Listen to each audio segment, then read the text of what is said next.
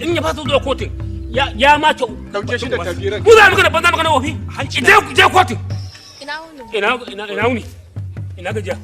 madalla inna lillahi ilaihi raji'un kai jama'a Allah ya taimake ka ranka dade kuma kan kujerar yanzu kai inna lillahi ilaihi Allah ya taimake ka ranka yanzu wannan shin da ce wannan ko balarabiya bakulata na ce ranka dade bakulata na ce yanzu wannan me rake wannan mutum ce wannan a to abin kishi matan mu in sabulu ne a dinga a canja musu kai jama'a dan Allah wai ubanta a garin nan duk garin nan wai ubanta ga yamin dan ke dade da Allah ka kai bambarwa ka ga mahaifinta ka ga tsohonta gashi nan malam Salih ranka dade Allahu akbar ai ka san uwar ta biyu Allah sarki ya gidan ya yara yaya gona ana gaishe ka lafiya wuta an samu ruwa ku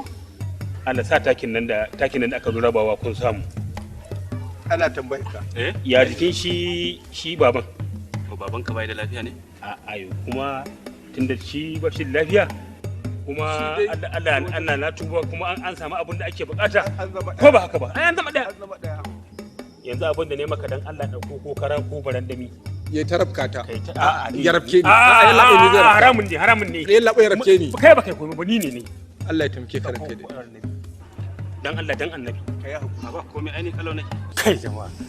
Allah ya sa dace dan arzikin annabi Allah ya sa dace nace yaya man sali kai an yi wa yarinya namiji ne an mata miji ne ana tambayar ka kana da dai manema guda biyu to kuma nema aure ne abinda nema ba aure bane ba tsintsiya ba shara mu taron tsintsiya ba shara cire ɗaya ka bani a ciki shikenan duk abin da ake wo za ka na aure zan nan kaso 46 shikenan ranka ya dade in Allah yadda to madalla a gaishe shi to ba kai ne wali mai gari nemi walinka ba